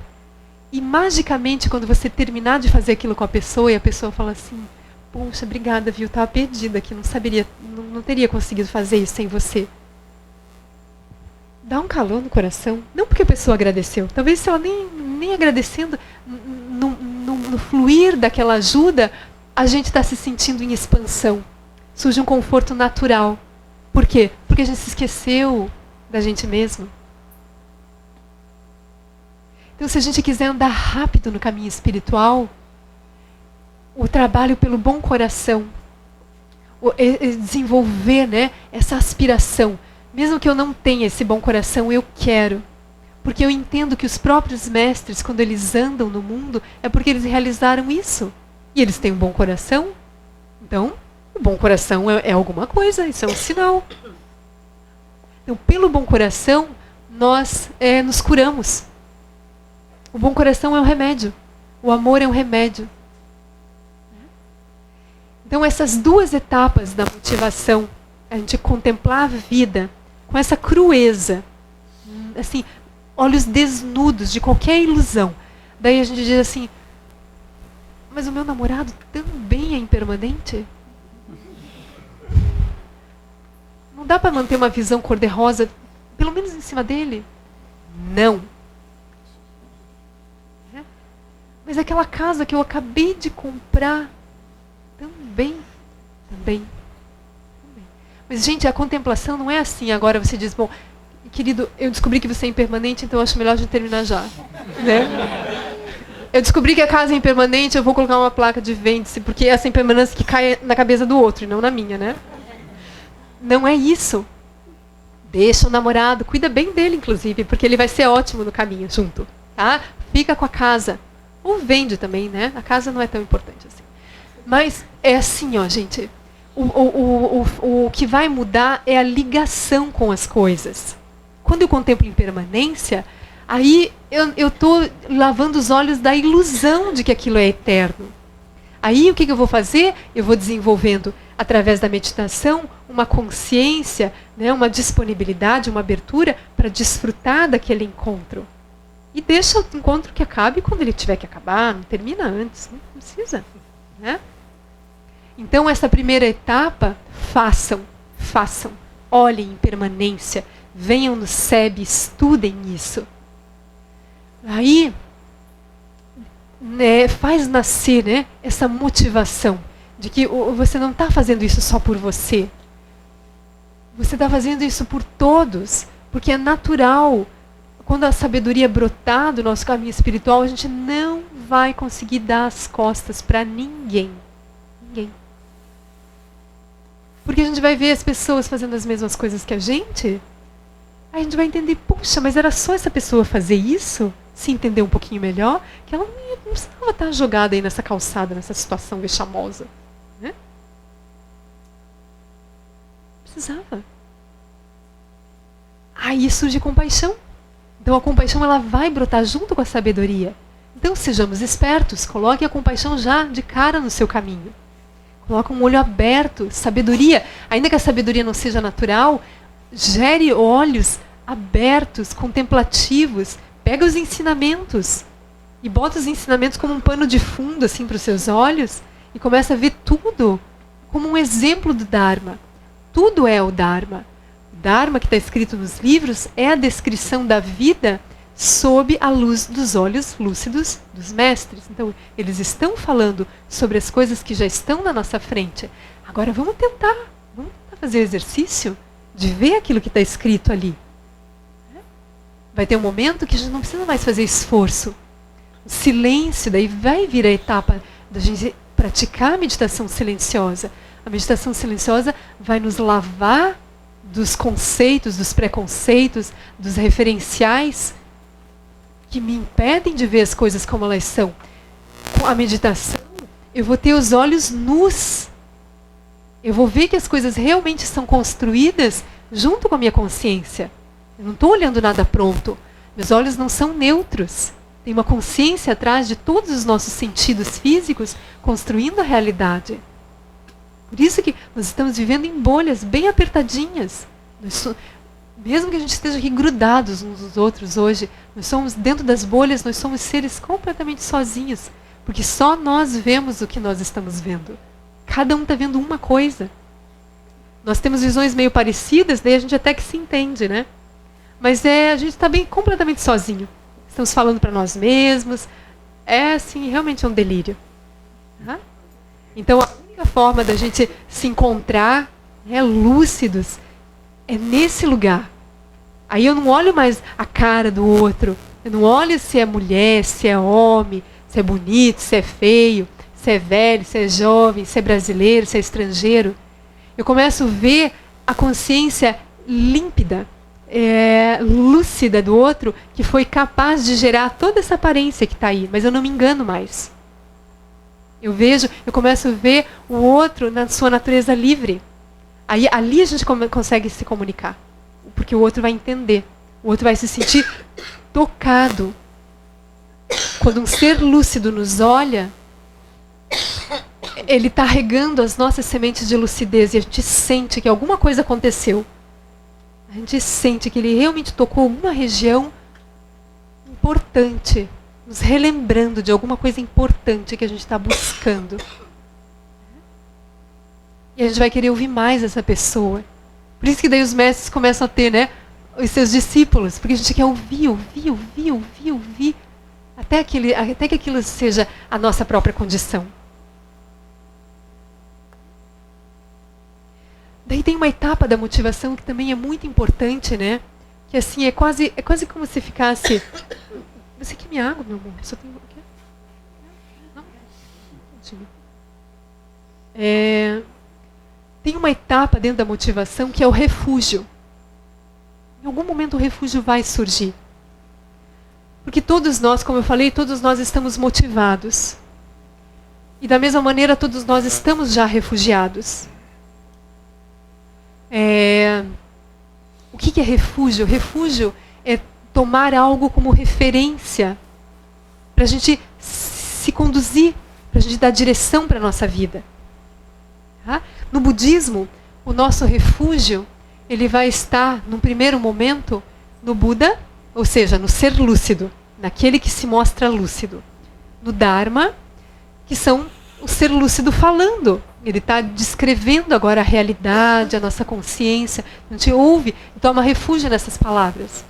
E a gente toma refúgio nos seres que praticam o Dharma, que seguem, né, a luz do Buda, que é a Sangha. Então a Sangha pode ser hoje nós, os praticantes, a Sangha dos Bodhisattvas. São esses que realmente estão, se já não estão manifestando a lucidez, eles têm a aspiração de manifestar a lucidez. Por que isso é importante?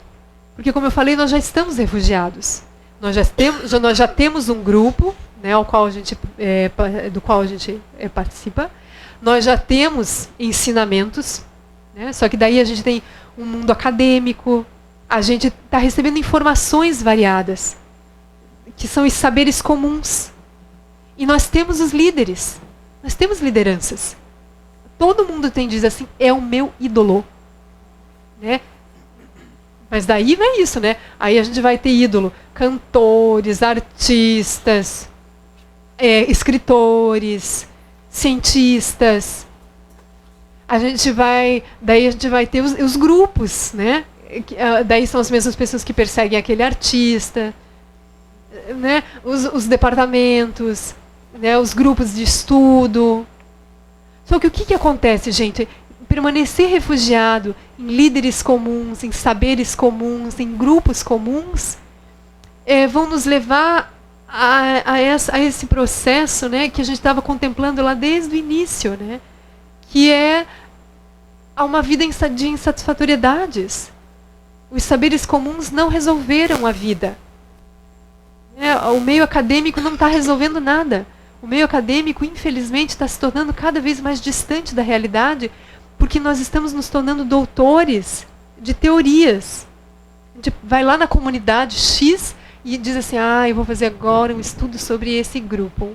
Mas a gente nem dialoga com o grupo, ou faz lá perguntas direcionadas, já está com pressupostos, que está direcionando a pesquisa. Não está se comunicando com as pessoas de verdade.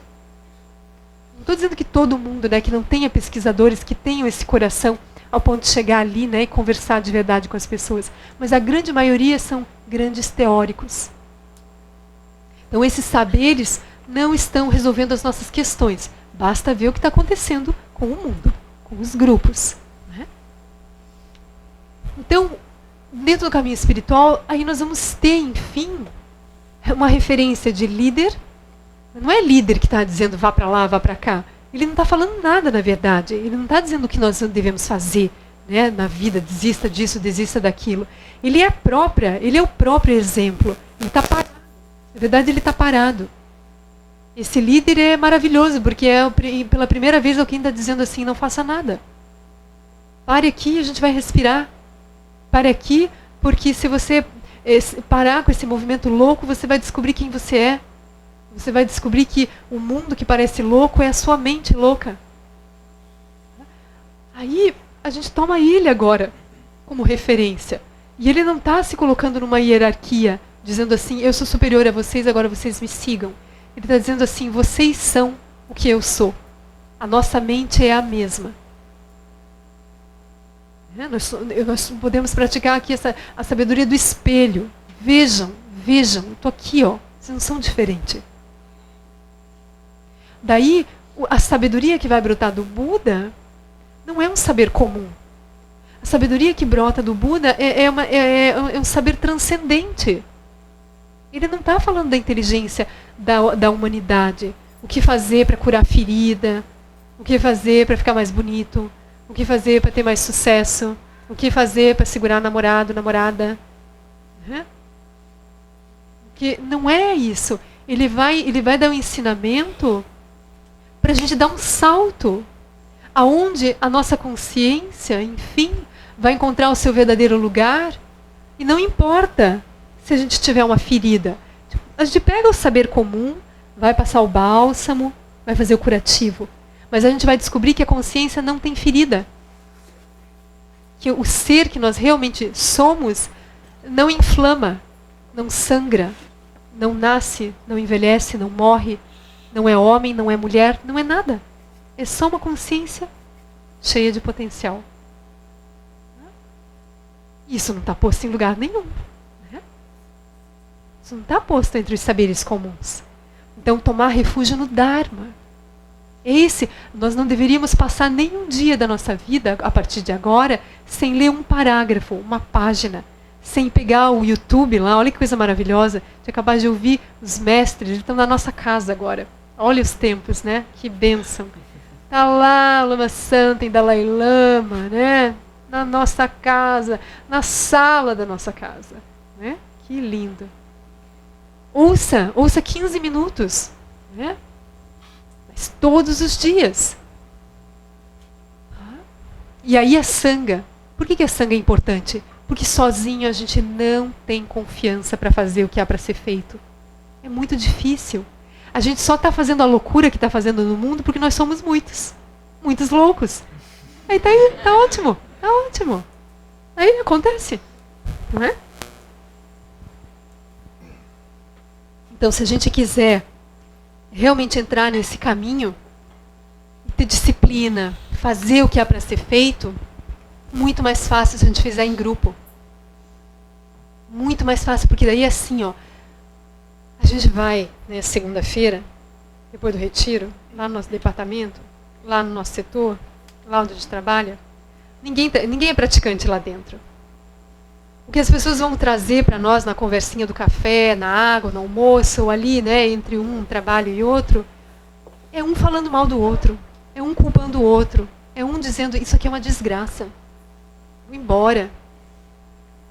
Nosso gerente, não sei o que está fazendo aqui ainda. Daí você diz, pois é, eu estava fazendo um retiro nesse final de semana, foi muito bom, sabe? Ela, querida, estou fazendo uma lavagem cerebral, você, por favor. Já ouvi falar coisas desse grupo aí, pelo mundo, você caia fora. Vão te fazer de trouxa no mundo. Vem aqui com esse bom coração para você ver se vai dar certo. Então, nisso. Agora, a gente está num grupo onde todos nós somos buscadores, né? Todos nós estamos... Porque todo mundo vai chegar um dia nesse ponto. Mas nem todo mundo já está nesse ponto. Vamos imaginar que todos nós estamos praticamente no mesmo ponto. De querer fazer a transformação. Aí, a gente vai se encontrar 1 vez, 2 vezes por semana, 3 vezes por semana. Vai fazer retiro de fim de semana. Aí, quando a gente vai falar dos nossos problemas, a gente vai falar na perspectiva dos ensinamentos. A gente não vai falar se encontrar para falar mal de fulano. Não vai se encontrar para planejar a derrota de não sei quem, ou para outras coisas, né? dar a receitinha, né? Como é que conquista melhor. Aqui, ó, eu tenho aqui, ó, 10 frases fatais. Né? Vamos fazer isso dentro do Dharma, né? Você pode até brincar com isso, mas não vai mais ser o caso. Tá? Então, em grupo, a gente consegue fazer o que importa. E quando alguém falhar, a gente vai ali pegar na mão da pessoa e falar assim, é isso. Eu estou fazendo, está dando certo. Eu também tinha essa dúvida. Faça, não desista. Ó, eu tenho inclusive um texto aqui, ó. Eu vou te passar o arquivo, certo? Ainda hoje. Prometo. A gente vai fazer isso. Não deixa o outro cair. Então, um cai, o outro vai lá, levanta. Aí o que levantou, aliás, o que ajudou, daqui a pouco cai, daí aquele que foi ajudado diz, não, agora você que não vai, né? Eu não vou ficar sozinha. Então, a gente faz isso. A sanga, ela é comparada com uma grande fogueira. Cada um que vem é um graveto, né? A chama fica enorme. A energia do próprio Buda aparece, se manifesta. O Dharma brota. Dos encontros. Basta pensar, gente. O Dharma só é falado pelo menos quando duas pessoas estão juntas, né? E pelo menos se uma delas estiver com problema. Então, de onde surge o Dharma? O Dharma surge dos encontros, na medida em que tem dificuldades. O Dharma é isso. O Dharma é remédio. Por isso, não tem problema. A gente não vai fazer um trabalho para depois entrar na sanga. Não, eu estou muito mal, eu fiz muitas coisas ruins. Eu acho que eu preciso dar uma melhoradinha, depois eu acho que a sanga vai poder me ajudar. Não, gente. Quanto maior o seu problema, melhor para a sanga. Traga. Quanto maior o problema, maior vai ser a sabedoria que vai brotar dali. Maior os méritos da sanga, que consegue acolher, né, essa diversidade de problemas e entender que o Dharma brotou dos problemas. Por que eu vou deixar os problemas para fora, então? Ignorância e sabedoria são a face, né, da mesma moeda. Se não houvesse ignorância e sofrimento, o Dharma não precisaria ter brotado. Tá? É disso que brota o Dharma. Então, os encontros são importantes. Quanto maior o grupo, quanto mais, né, maior a sanga, maior a chama, maior o poder da nossa prática. Nós somos uma sanga que vai expandindo. Cada pessoa que chegar, ela já mergulha num campo de confiança muito maior do que quando a sanga começou a se formar. Quando tinha 3 pessoas ainda duvidando daquilo. A sanga está com 20 anos, gente. A sanga do Lama Santa ainda tem 20 anos. Isso não é pouca coisa. Né? Então, as pessoas que estão chegando agora, elas já chegam deslizando num campo de méritos. De muitos praticantes que já passaram. Méritos do próprio Lama, que vai, né, assim, amorosamente, compassivamente, né, gerando meios hábeis. Né, dando ensinamentos incansavelmente. Promovendo, né, os encontros, os retiros, criando os SEBs, as áreas rurais. Então, isso tudo, né, o amadurecimento da sanga, nós fazemos parte disso. Cada um de nós que vem e dá, cada um de nós, gente, vai ter um momento que a gente vai dar a nossa vida. A gente não vai mais achar que o SEB é 50% da nossa vida. Não é o SEB, não é nem SEB é só um nome. Isso é mandala, é a mandala de lucidez. É o encontro de seres que estão buscando transcendência e encontrando transcendência. Nós temos esse compromisso, isso vai acontecer. Cada um de nós vai chegar uma hora e vai dizer assim, bom, eu estou aqui para isso, não tem mais nada para fazer. Quando um faz isso, o outro que estava do lado diz, ele fez isso. Aquilo fica na mente da pessoa. Aí vai gerando confiança. Daqui a pouco nós somos uma comunidade lúcida, planejando coisas lúcidas, gerando outras formas de organização social, de educação. Mas a gente precisa ser a maioria, né? Nós não vamos fazer passeata, não vai derrubar o poder de ninguém, mas nós somos um vírus. Só não contem para ninguém, né? Mas nós somos um vírus perigosíssimo. É assim que as grandes revoluções acontecem. A gente vai fazer essa revolução interior, cada um. E aí nós nos tornamos perigosos. Perigosos porque ninguém vai nem desconfiar da gente. A gente vai ficar ali com a carinha que todo mundo tem. Mas fazendo o que ninguém está fazendo. E aquilo vai brilhar. E as pessoas vão querer ouvir. As pessoas vão sentir que tem alguma coisa ali.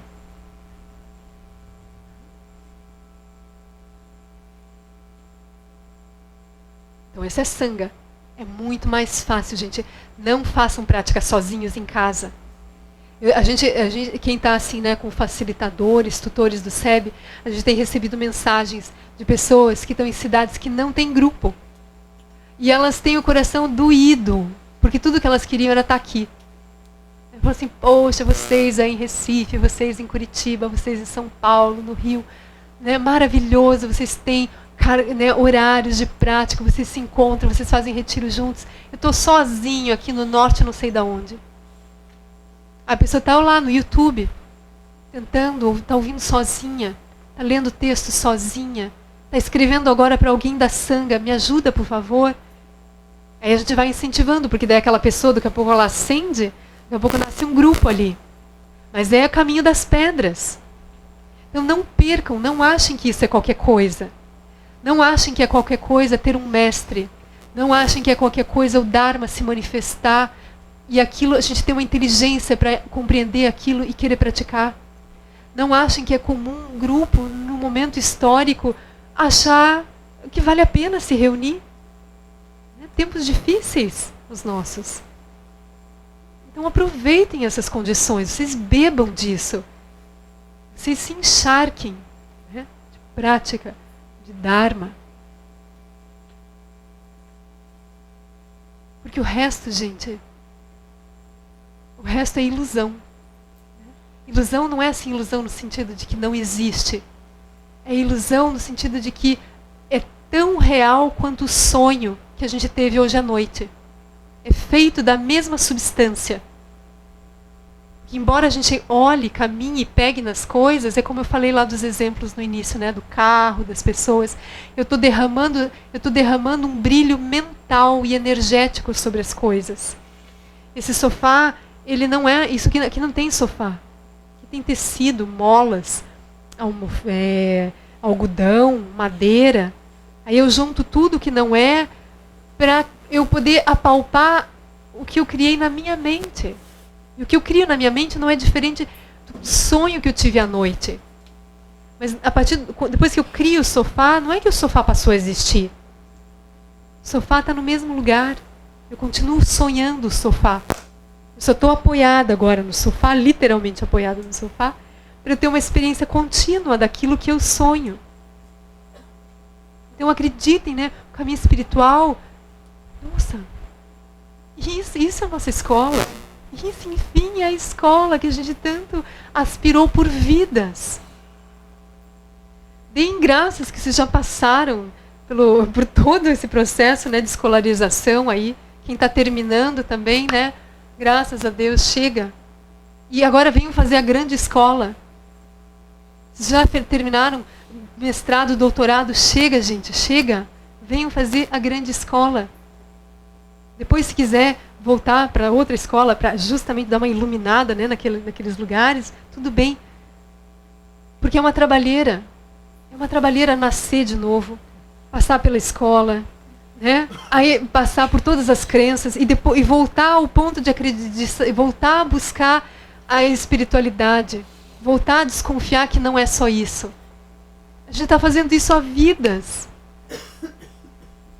Então, deixa a vida do jeito que ela está. Não inventem mais nada. Realmente simplifica. Ou deixa tudo como tal, se puder, simplifica ainda mais. E realmente começa esse caminho. Isso assim, é o que tem de mais extraordinário assim, para acontecer na nossa vida. Então lembra isso. Então, remove essa esperança, né? Contemple a vida dessa forma nua, vendo se as pessoas estão chegando em algum lugar. Peçam esses ensinamentos por escrito aqui, quem não tem, peçam aqui no SEB. Aí entendam que é importantíssimo a gente de saída fazer esse bom coração despertar. Porque a nossa ignorância, ela é sustentada pelo autocentramento. Então, a gente mantém no nosso caminho essa aspiração genuína, né, de querer cuidar dos outros o mais rápido possível, que eu me cure das minhas doenças e eu seja uma enfermeira nesse mundo. E realmente se refugiar nisso. Se refugiar no mestre, nos ensinamentos do mestre, né, e na sanga. Não que a gente vá formar uma egrégora e as outras pessoas não nos importam mais. Maha sanga, tudo é sanga. Mas nesse momento nem todos estão olhando na mesma direção. Então tome por referência aqueles que estão olhando nessa direção. E cuida das pessoas, reza. Não perde nenhuma pessoa que passar pela sua frente, olha para ela. E internamente você diz que um dia você entre no caminho. Que você seja feliz. Que você esteja livre do seu sofrimento. Você não perde nenhum olhar para gerar. Aí você já está fazendo isso. Você já está expandindo, né? Já, de alguma maneira você convidou aquela pessoa para a grande sanga. Aí depois vem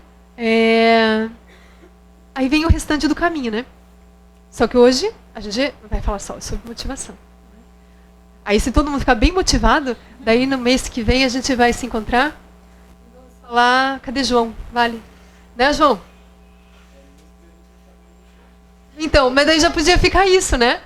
A gente já podia pegar como tema os próximos passos do Nobre Caminho. Tá? Porque a gente vai ter mais um encontro em setembro e um encontro em outubro. Daí a gente podia dividir, está faltando simplesmente 7 outros passos, né?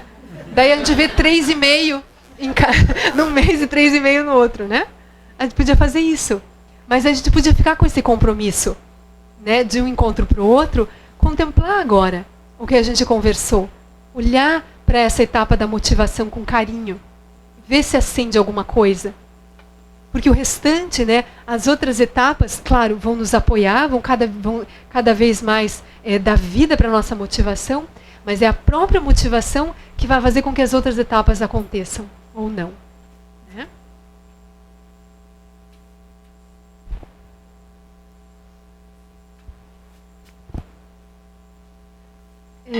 Então, eu abriria para perguntas, se alguém quiser tirar dúvidas, comentar alguma coisa. São 9h30, né? Então está na hora da gente ir para casa, mas se alguém quiser perguntar algo, a gente tem uns 10 minutinhos.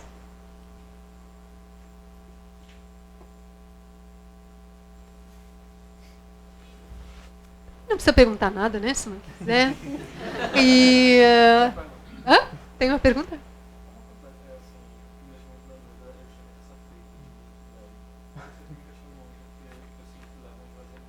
Aham.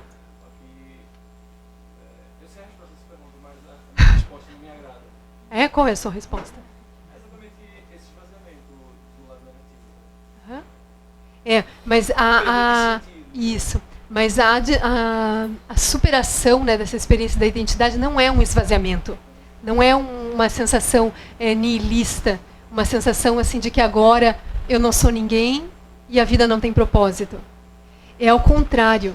É justamente uma sensação de fim. Você vai se sentir completamente vivo, mas você agora vai entender a plasticidade das identidades que você pode adotar. Só que agora você brinca com as identidades. Você volta como aquilo que eu falei, como o artista que se confundiu com os papéis. Agora você se descobre de novo, anterior aos papéis, e você volta a brincar de artista. Então, o ser, né, o praticante que chega nesse lugar onde ele realmente não se vê mais com uma identidade fixa, e só esse é o problema. Não é que não haja uma consciência, só não existe uma consciência fixa. Quando a gente diz eu, a gente cria a ilusão de que nós somos um eu fixo. Nós somos um eu mutante. Nós somos um eu transmigrante. Nós estamos assim mudando o tempo todo.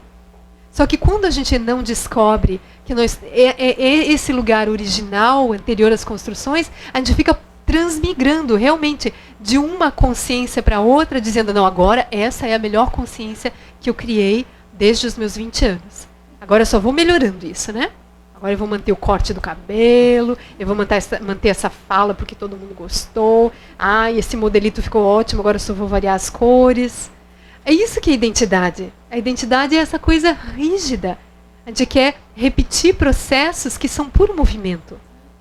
Então, a gente se desfazer da ideia de uma consciência fixa não é perder a vida, não é se esvaziar. É pelo contrário, é você se sentir, enfim, vivo para ser qualquer coisa.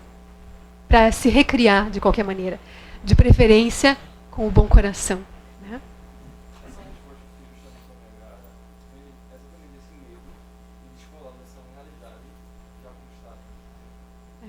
É porque eu entendo você. É porque a gente se fixa. Quando a gente cria alguma coisa, a gente acha que...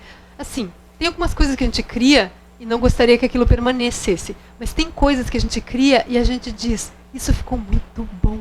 Né? Isso ficou muito bom. Puxa, nem eu esperava isso. A gente vai gerando uma fixação. Mas daí, imagina, você não precisa, como eu falei lá, não precisa jogar fora o namorado, a casa. Só entenda o processo de construção. Só entenda que você não precisa se confundir com aquilo, achando que a tua alegria está vindo daquilo. Não se confunda achando que aquilo é externo e que você tem que sustentar aquilo para o resto da vida para você ser feliz. Deixa aquilo como está. Mas agora, porque nós vamos também, olhando as etapas seguintes do caminho, tem a etapa da contemplação de sabedoria, que eu já apresentei mais ou menos aqui de forma geral. Agora contemple isso que você criou, mas não se engane, não ache que aquilo é externo, fixo. Você se coloque no lugar de consciência inseparável com aquilo que você criou. Só isso que você vai fazer, por isso que não precisa ter medo. Isso é exercício. Tá? Não tenha medo.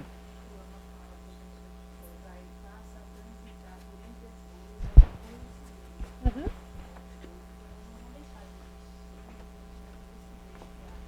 Isso, as construções não acabam, não se preocupem, a gente não vai virar uma coisa assim parada.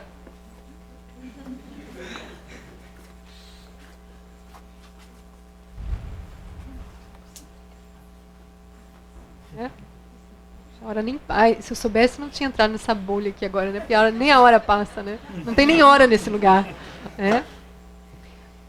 As construções vão existir, a sensação de poder ver as coisas lá fora vão continuar.